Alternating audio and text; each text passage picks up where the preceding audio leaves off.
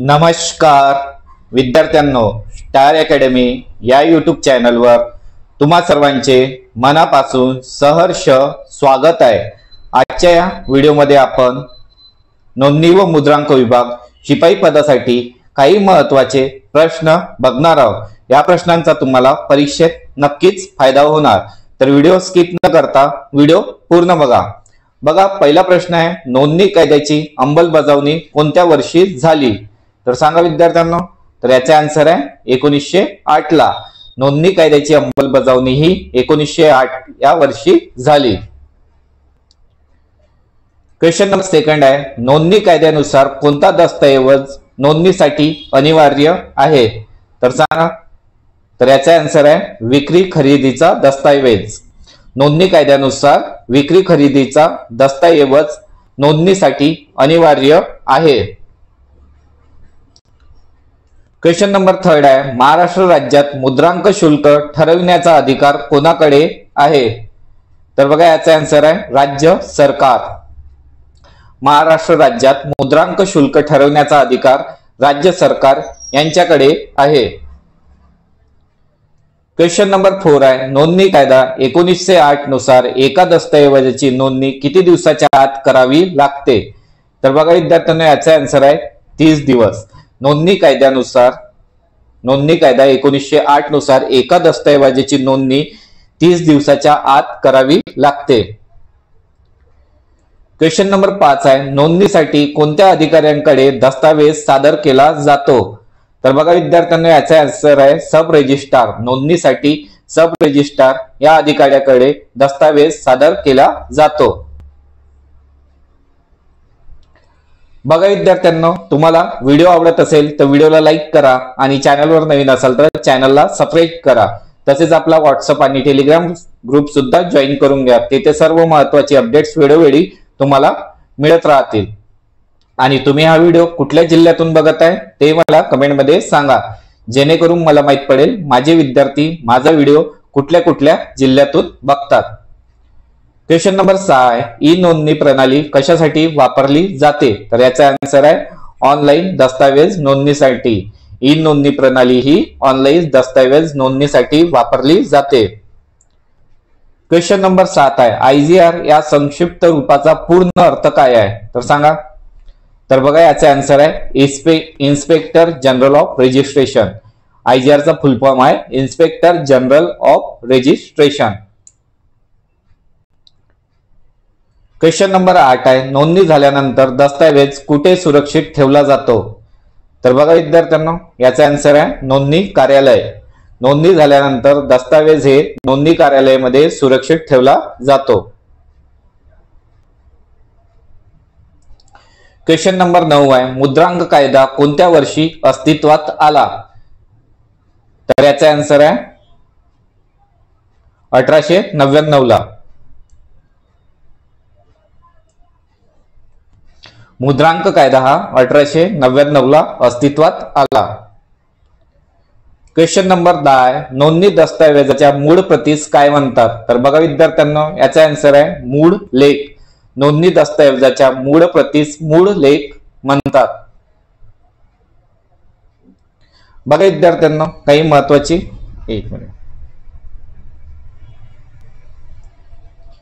Update बघा विद्यार्थ्यांनो, ज्या कोणांना नोंदणी व मुद्रांक विभाग शिपाई पदासाठी आपली पेड बॅच हवी असेल त्यांनी मला व्हॉट्सअपला कॉन्टॅक्ट करा। या पेड बॅच मध्ये तुम्हाला जुन्या प्रश्नपत्रिका विश्लेषण मिळणार, तसेच सर्व विषयाचे रेकॉर्डेड लेक्चर म्हणजे जसे IBPS ने घेतलेले मॅथ्स, रिझनिंग, इंग्लिश, मराठी यांचे PYQ तुम्हाला मिळणार। टेस्ट सिरीज मिळणार, म्हणजे फ्री मध्ये तुम्हाला टेस्ट सिरीज सुद्धा मिळणार आणि ई बुक्स सुद्धा यामध्ये अवेलेबल होणार, म्हणजे PDF मिळणार सर्व विषयाची। टेस्ट सिरीज मध्ये तुमचा हा फायदा होईल की तुमची पूर्ण IBPS जशी एक्झाम घेते सेम प्रॅक्टिस होणार, जेणेकरून तुम्हाला परीक्षा क्रॅक करायला अगदी सोपे जाईल। व्हिडिओ तुम्ही डाउनलोड करू शकता, डिजिटल बोर्डवर तुम्हाला लाईव्ह क्लास शिकवल्या जाईल आणि लेक्चर अनलिमिटेड वेळा तुम्ही पाहू शकता। लाईव्ह आणि रेकॉर्डेड दोन्ही आहे। तर बघा विद्यार्थ्यांनो, 1500 रुपये काही खूप मोठी रक्कम नाही आहे। तुम्हाला शिपाई पदासाठी इन हँड सॅलरी लागून 25,000 तरी मिळेल. तर मग 1500 रुपयाकडे न बघता आजच आपली पेड बॅच जॉईन करा. व्हॅलिडिटी 6 महिन्यासाठी आहे. ठीक आहे. चला नेक्स्ट क्वेश्चन नंबर 11 आहे. नोंदणी कायदा कोणत्या प्रकारच्या कायद्यात मोडतो? तर बघा, नागरी कायद्यामध्ये. नोंदणी कायदा हा नागरी कायद्यामध्ये मोडतो. क्वेश्चन नंबर 12 आहे. नोंदणी कार्यालयात नोंद झालेला दस्तावेज कायद्यानुसार काय सिद्ध करतो? तर याचा आन्सर आहे मालमत्तेचा खरेदी व्यवहार. नोंदणी कार्यालयात नोंद झालेला दस्तावेज हा मालमत्तेचा खरेदी व्यवहार सिद्ध करतो. क्वेश्चन नंबर 13 आहे. मुद्रांक शुल्कांचे संकलन कोण करते? तर सांगा.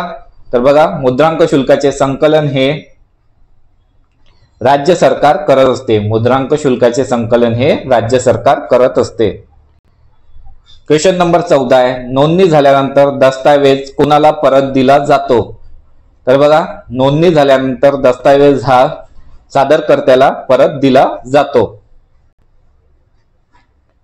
क्वेश्चन नंबर 15 आहे. दस्तऐवजावर योग्य मुद्रांक शुल्क नसल्यास काय होते? तर बघा, तर काय होते? दंड आकारला जातो. तसेच दस्तावेज नोंदवला जात नाही. म्हणजेच दोन्ही अ व ब. दस्तऐवजावर योग्य मुद्रांक शुल्क नसल्यास दंड आकारला जातो. तसेच दस्तावेज नोंदवल्या जात नाही. Option C is the right answer. Question number 16 आहे. नोंदणी कार्यालयाचे प्रमुख अधिकारी कोण असतात? तर बघा, नोंदणी कार्यालयाचे प्रमुख अधिकारी हे महानिरीक्षक नोंदणी म्हणजे IGR असतात. क्वेश्चन नंबर 17 आहे. नोंदणीचे प्रमाणपत्र कोण देते? तर बघा, नोंदणीचे प्रमाणपत्र हे सब रजिस्ट्रार देतात. कोण देतात? सब रजिस्ट्रार. क्वेश्चन नंबर 18 आहे. संरक्षण हा विषय या सूचीमध्ये येते. तर याचा आन्सर आहे संघ सूचीमध्ये. संरक्षण म्हणजे डिफेन्स हा विषय संरक्षण सूचीमध्ये येते. संघ सूची म्हणजे काय? राज्य सूची म्हणजे काय? सांगा.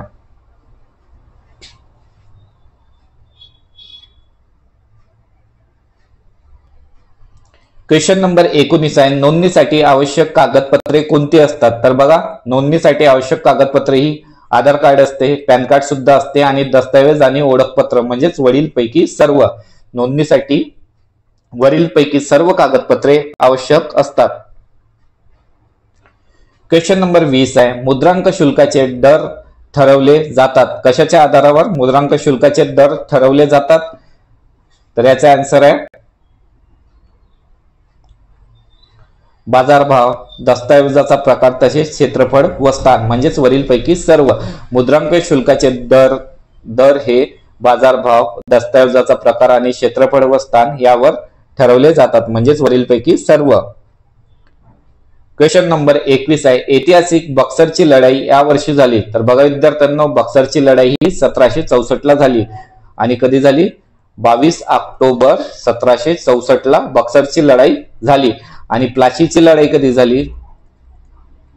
प्लासीची लढाई कधी झाली हे तुम्ही मला कमेंट मध्ये सांगा. क्वेश्चन नंबर 22 आहे. जिल्हा आपत्ती व्यवस्थापन प्राधिकरणाचा अध्यक्ष हा असतो. तर कोण असते? तर बघा, जिल्हा आपत्ती व्यवस्थापन प्राधिकरणाचा अध्यक्ष हे जिल्हाधिकारी असतात. कोण असते? जिल्हाधिकारी.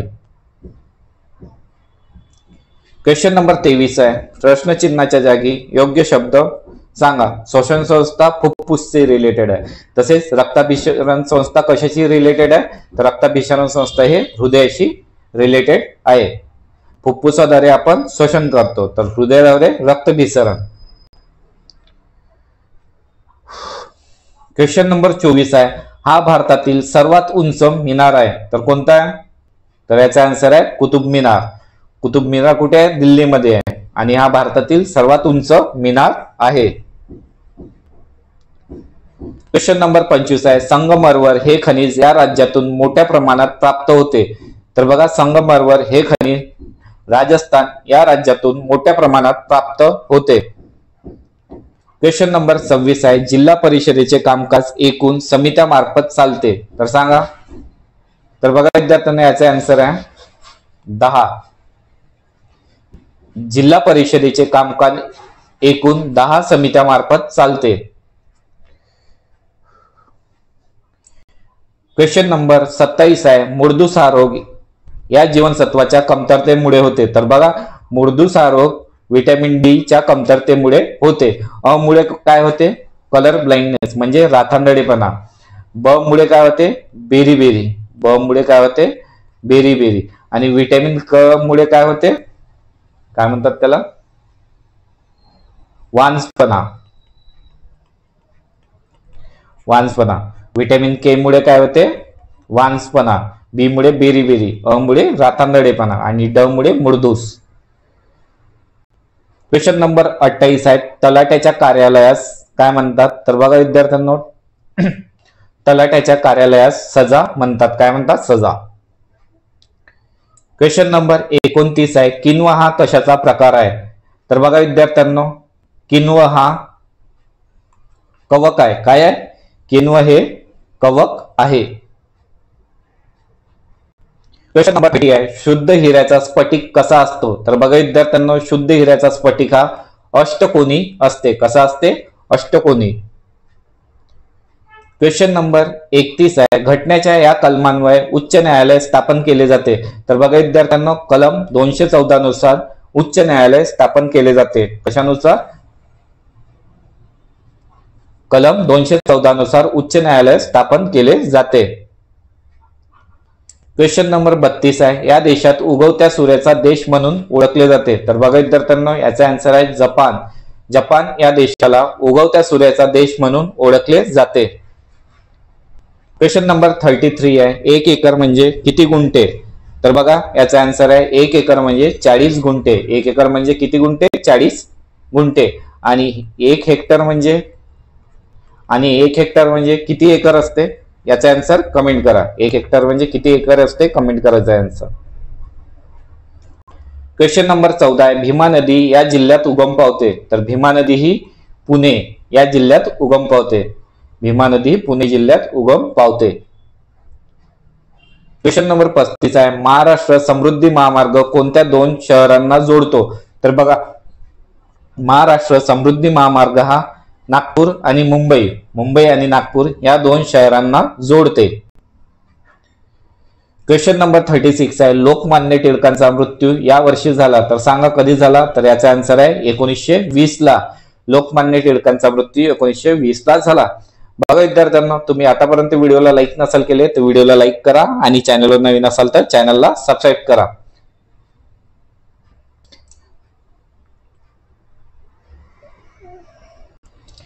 क्वेश्चन नंबर 37 आहे, महाराष्ट्रात या नदीचे खोरे संतांची भूमी म्हणून ओळखले जाते. तर याचा आन्सर आहे कृष्णा. नाही, याचा आन्सर आहे गोदावरी. सॉरी, कृष्णा नाही. महाराष्ट्रात गोदावरी ह्या नदीचे खोरे संतांची भूमी म्हणून ओळखले जाते. क्वेश्चन नंबर 38 आहे, कोरकू ही आदिवासी जमात मुख्यत्वे या जिल्ह्यात आढळते. तर याचा आन्सर आहे अमरावती. कोरकू ही आदिवासी जमात मुख्यत्वे अमरावती जिल्ह्यात आढळते. क्वेश्चन नंबर 39 आहे, सोने या मौल्यवान धातूचा अनुक्रमांक आहे. काय आहे? तर 79. सोने या मौल्यवान धातूचा अनुक्रमांक 79 आहे. क्वेश्चन नंबर 40 आहे, हे महाराष्ट्रातील केळी उत्पादनासाठी प्रसिद्ध असलेले ठिकाण आहे. तर कुठे आहे महाराष्ट्राची केळी प्रसिद्ध? जळगाव. जळगाव हे महाराष्ट्रातील केळी उत्पादनासाठी प्रसिद्ध असलेले ठिकाण आहे. क्वेश्चन नंबर 41 आहे, पंतप्रधान जनधन योजनेचे घोषवाक्य काय आहे? तर याचा आन्सर आहे माझे खाते माझे विधाते. पंतप्रधान जनधन योजनेचे घोषवाक्य आहे माझे खाते माझे विधाते. क्वेश्चन नंबर 42 आहे, ईशान्य मान्सूनचा पाऊस खालीलपैकी कुठे पडतो? तर बघा विद्यार्थ्यांनो, ईशान्य मान्सूनचा पाऊस हा चेन्नई या ठिकाणी पडतो. क्वेश्चन नंबर 43 आहे, सरकारच्या कर्ज निर्माण करणारी जमा म्हणजेच काय? तर याचा आन्सर आहे राजकोषीय तूट होय. सरकारचा कर्ज निर्माण करणारी जमा म्हणजे राजकोषीय तूट होय. क्वेश्चन नंबर 44 आहे, होन्शू बेटे खालीलपैकी कुठे आहे? तर याचा आन्सर आहे जपानचा समुद्र. होन्शू बेटे हे जपानचा समुद्र या ठिकाणी आहे. क्वेश्चन नंबर 45 आहे, लाकूड जाळताना निघणाऱ्या धुळ्यामध्ये कोणता गॅस असतो? तर बघा याचा आन्सर आहे, काय विचारलाय? मुख्य विचारलाय. तर लाकूड जळताना निघणाऱ्या धुळ्यामध्ये मुख्य कार्बन डायऑक्साइड असते, कार्बन डायऑक्साइड असते. क्वेश्चन नंबर 46 आहे, मार्गारीन हा कोणत्या पोषण तत्वाचा स्रोत पदार्थ आहे? तर याचा आन्सर आहे स्निग्ध पदार्थ. मार्गारीन हा स्निग्ध पदार्थ आहे.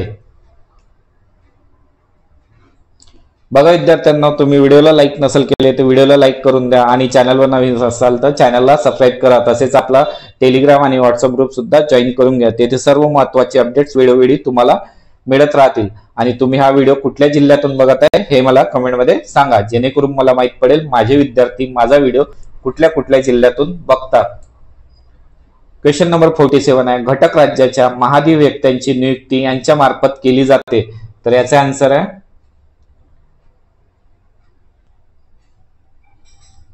राज्यपाल. तर याचा आन्सर आहे राज्यपाल. घटक राज्यांच्या महाधिवक्त्यांची नियुक्ती राज्यपाल यांच्या मार्फत केली जाते. क्वेश्चन नंबर 48 आहे, अयोध्या हे शहर या राज्यात आहे. तर बघा विद्यार्थ्यांना, अयोध्या हे शहर उत्तर प्रदेश राज्यात आहे.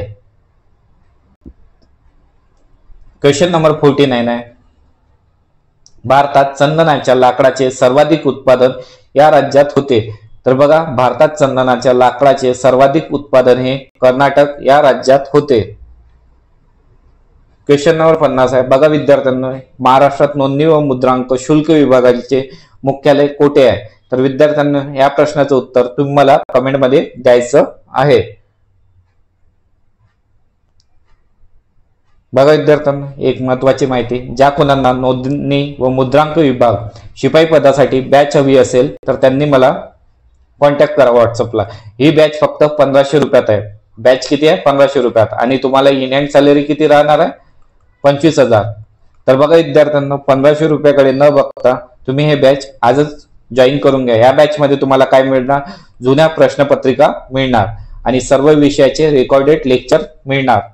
यामध्ये तुम्हाला टेस्ट सिरीज फ्री मध्ये मिळणार आणि PDF नोट्स मिळणार. तुम्हाला IBPS पॅटर्ननी विचारलेले मॅथ, जीके, रिझनिंग, इंग्लिश हे सर्व प्रश्न तुम्हाला या बॅच मध्ये मिळून जातील. आणि तुम्ही व्हिडिओ डाउनलोड सुद्धा बघू शकता, कधी पण बघू शकता. याला तुम्हाला टाइम नसणार. तुम्हाला जेव्हा बघायचं आहे तेव्हा तुम्ही तुमच्या सोयीनुसार बघू शकता. आणि डिजिटल बोर्डवर तुमचे लाईव्ह क्लास होईल. तसेच तुम्हाला रेकॉर्डेड लेक्चर सुद्धा मिळेल. रेकॉर्डेड लेक्चरचा फायदा तुम्हाला कमी वेळात जास्त स्टडी करण्यासाठी होईल आणि तुम्ही लेक्चर अनलिमिटेड वेळा पाहू शकता. एवढी सर्व फॅसिलिटी फक्त 1500 रुपयामध्ये तुम्हाला अवेलेबल होत आहे. तर तुम्ही कुठलाही वेळ न घालवता आजच ही बॅच जॉईन करा आणि शिपाई हे पद हमखास मिळवा. तर बघा विद्यार्थ्यांनो, आजचा व्हिडिओ येथेच संपलाय. जर व्हिडिओ बघितल्याबद्दल तुम्हा सर्वांचे मनापासून धन्यवाद.